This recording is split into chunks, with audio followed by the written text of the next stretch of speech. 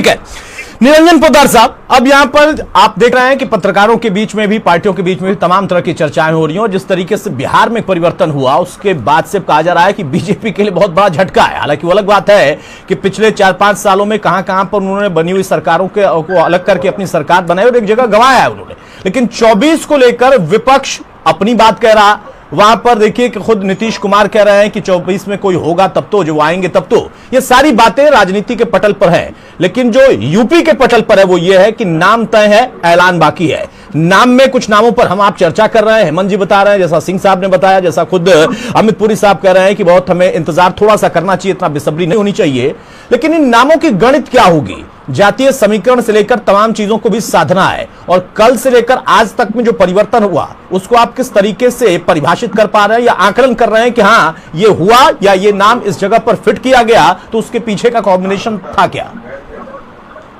देखिए अतुल जी, मैं इस बात को इस तरीके से शुरू करूंगा कि भारतीय जनता पार्टी आज की तारीख में केवल एक राजनीतिक पार्टी नहीं है। भारतीय जनता पार्टी आज की तारीख में एक आंदोलन है,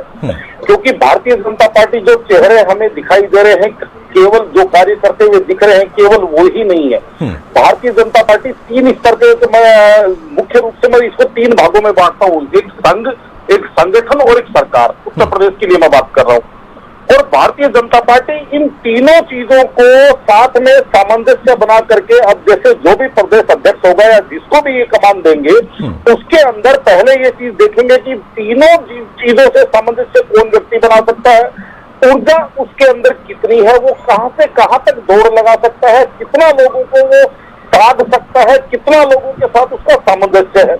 और साथ में भारतीय जनता पार्टी के अंदर एक चीज और देखी जाती है तो भाई, वो है सामने वाले का चित्र कैसा है और उसका चरित्र कैसा है। क्योंकि इन तमाम बिंदुओं के ऊपर विचार करने के बाद में भारतीय जनता पार्टी, चाहे उसका सामाजिक समीकरण हो, यानी कि किस जात से है, किस क्षेत्र से है, उसके बाद में ये सारी बिंदुओं पे विचार होने के बाद में यहाँ निर्णय निकलता है। जैसे अभी मेरे पूर्व पैनलिस्ट कह रहे थे, मैं उनकी बात को सहमत हूं, उनकी बात से, कि जब भी भारतीय जनता पार्टी ऐसा निर्णय करती है तो आप देखिएगा सभी को चौंकाती है। बात करेंगे 2014 का चुनाव, भारतीय जनता पार्टी ने एक ब्राह्मण प्रदेश अध्यक्ष यानी कि वाजपेयी जी के नेतृत्व के अंदर लड़ा, लेकिन 2019 का लोकसभा चुनाव इन्होंने एक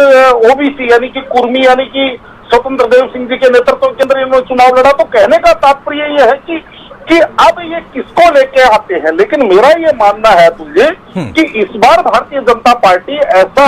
अपना प्रदेश अध्यक्ष चुनेगी या प्रदेश अध्यक्ष की जिम्मेदारी ऐसे व्यक्ति को देगी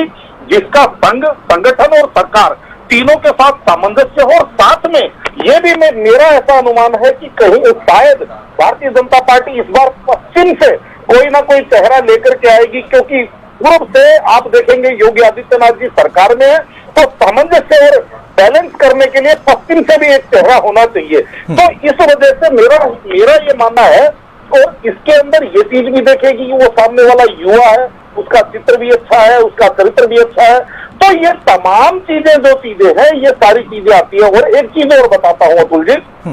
देखिए विशेष बात मैं तो हर बार आपकी चर्चा में करता हूँ आपके चैनल के ऊपर, कि आज जितने भी अन्य दल जो अपने आप को मुख्य विपक्षी दल कहते हैं, राष्ट्रीय स्तर के ऊपर या प्रदेश स्तर के ऊपर या कहीं पे भी आप देखेंगे, वो इस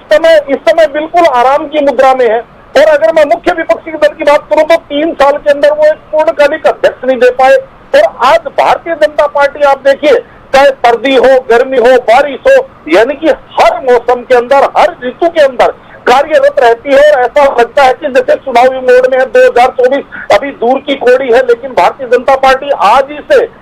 उसके बोहरे और उसकी जो रण क्षेत्र है उसकी तैयारी में लग गई है। और उसके बाद में जिस तरीके से रण में उतरते हैं ये चुनावी रण के अंदर, तो निश्चित रूप से इस चीज का एडवांटेज लेते हैं। और यही एक भारतीय जनता पार्टी की जो राजनीतिक, जो लोकतांत्रिक, भारत की जो राजनीति की लोकतांत्रिक पद्धति है, इसका जिस तरीके से इन्होंने पिछले 8-10 सालों के अंदर जो इन्होंने एक मॉडल लोगों के सामने पेश किया है, कहीं ना कहीं अब बाकी लोगों को भी उसी रास्ते पे आना पड़ेगा। इसके अलावा मेरे हिसाब से भारतीय जनता पार्टी को टक्कर देने के लिए